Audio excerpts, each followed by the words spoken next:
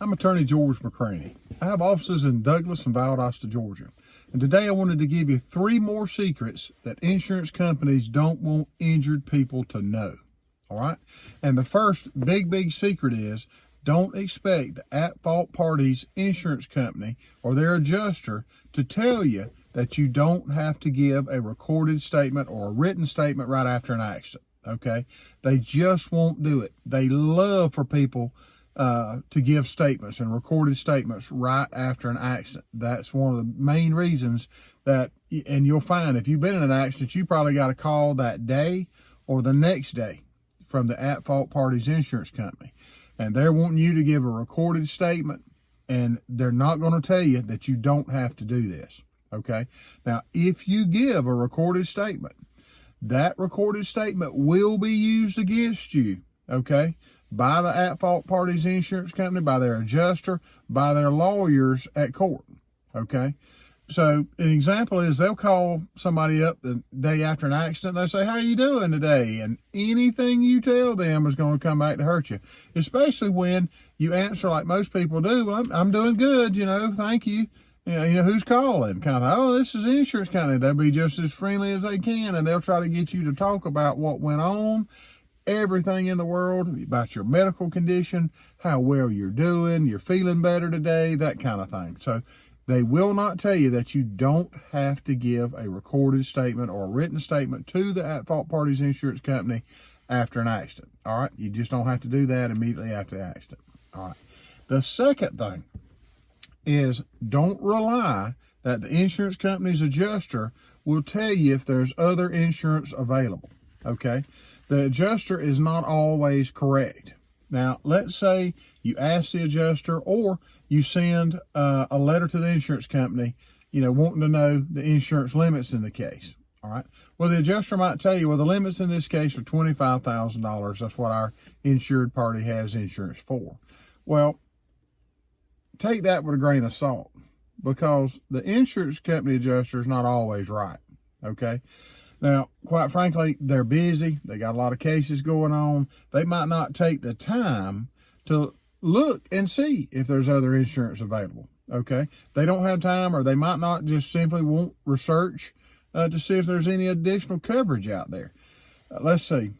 For example, okay, here's a couple of examples of additional available insurance. Let's say that they respond that there's only $25,000 coverage. Well, they didn't take the time to ask their insured, hey, do you have an umbrella policy that would apply to this? Were you working for your employer when you had the accident? Were you talking on the phone with your employer when you had the accident? I mean, all different kinds of things. Recently, one of the big things to ask and to find out about additional coverage is, were you driving for Uber or for Lyft or any of those other ride share services? That's a big thing now. But the adjuster's very busy, and they just simply might not take the time to research this to find out if there's any additional insurance coverage. I mean, that's just really what they won't do. And don't rely on what they tell you. If you're representing yourself in an insurance case and in an accident case like this with injuries, then you're going to have to go out there. You're going to have to do your own research, okay, to find this out. So now the third big secret that they don't want injured people to know is the insurance company and their adjuster, they won't tell you that you can sue the insurance company and get a higher offer. Okay, they won't tell you that. Their whole thing is save money, keep money, hold that money, hold the money. They're not trying to be fair with people, okay, with injured people.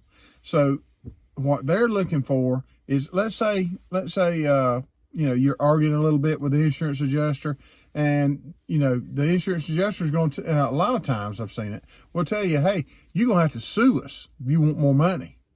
All right. Well, really, you're not suing the insurance company. Really, you're suing their insured. But many times, a lawsuit will result in a larger settlement for the accident claim.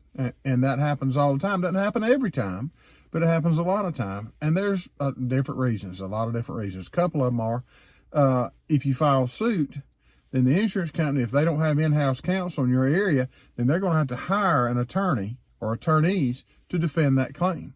All right. And when they hire that attorney or attorneys to defend the claim, then they start having to pay hourly attorney's fees.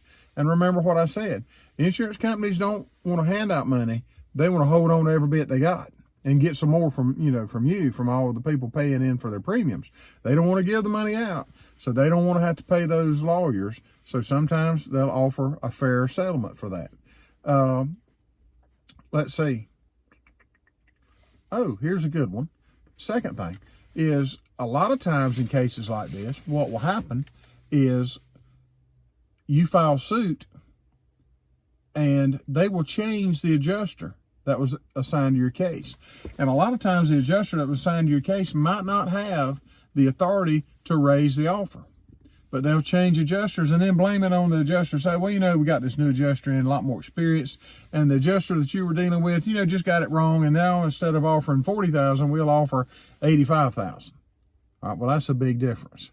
Or if you've got a situation where you're no longer dealing with adjusters, but they've hired lawyers to come in, I've seen the lawyers blame it on the adjuster. That adjuster was real busy, just new to it, didn't know what they were doing. And that can get you a higher settlement offer.